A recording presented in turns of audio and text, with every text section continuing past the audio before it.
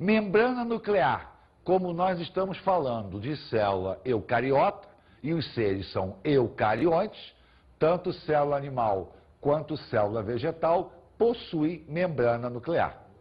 Mitocôndria, estrutura responsável pela produção de energia.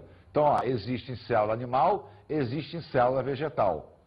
Cloroplasto, responsável pelo mecanismo de fotossíntese. Animal não faz fotossíntese, então ele não existe em célula animal, mas existe em célula vegetal. O retículo endoplasmático, seja ele granular ou agranular, existe tanto em animal quanto em vegetal.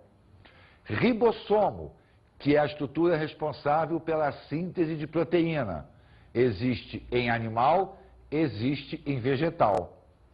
Lisossomo, o órgão responsável pelo processo de digestão intracelular.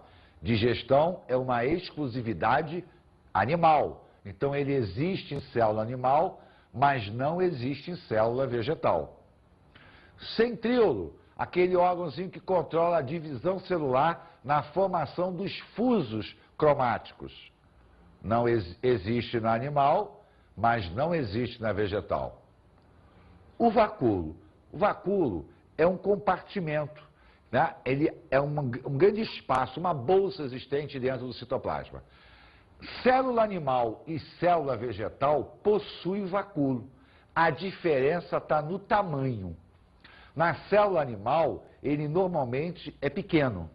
Na célula vegetal, ele é bem grande. Agora, repare o seguinte, em célula animal, ele normalmente é pequeno, porque em determinadas situações especiais, ele pode ser grande, como é o caso do adipócito, a célula que armazena gordura. Essa célula possui um grande vacúolo de armazenamento lipídico. É uma exceção? É, porque a maioria delas, os vacúolos são pequenos, mas esporadicamente pode acontecer de em célula animal você ter um vacúolo grande. A cromatina é um material genético. E material genético existe em qualquer célula, inclusive nas procariotas. Então, está presente em célula animal e está presente em célula vegetal. Então, você observa que a grande maioria dos órgãos citoplasmáticos, dos órgãos celulares, são comuns às duas células. Raros são os órgãos exclusivos. Tá? Eles existem, mas se comparados à gama de estruturas celulares, eles representam um contingente infinitamente pequeno. Vamos agora às nossas dicas de estudo.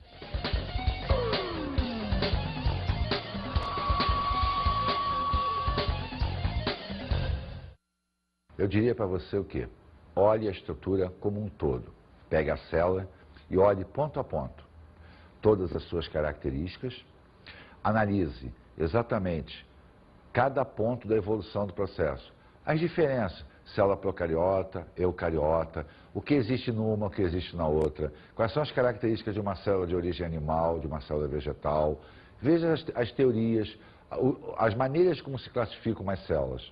Estude característica geral da célula como uma sequência lógica e não com tópicos isolados, para que você possa entender como o organismo pluricelular pode desempenhar as funções que ele desempenha.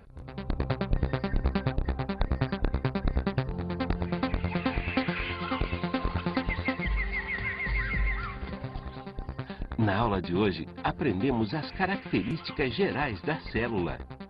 Nós vimos os tipos de célula, a maneira pela qual elas são classificadas por presença ou ausência de membrana nuclear. Vimos as características quanto ao seu volume, a sua forma de vida, a seu mecanismo metabólico, de reprodução.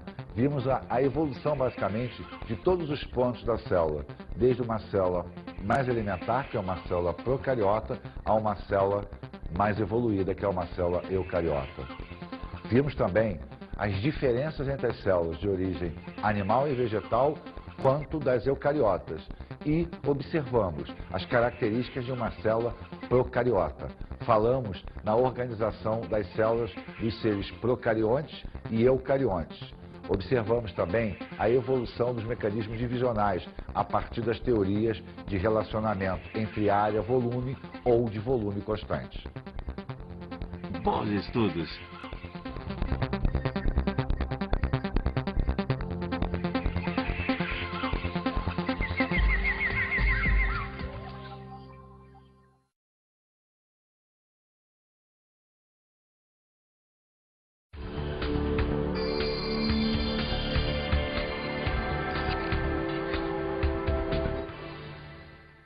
Eu diria para você que é uma características gerais da célula, normalmente encarado pelo aluno como uma matéria muito chata. Por quê? São conceitos, são colocações.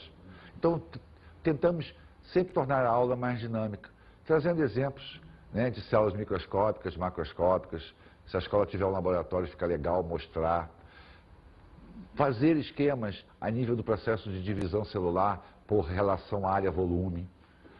Mostrar sempre tentando levar para a parte prática as diferenças e todo o mecanismo de caracterização de uma célula. Eu acho que dessa maneira torna a aula mais interessante e menos, digamos assim, sacal. Por quê?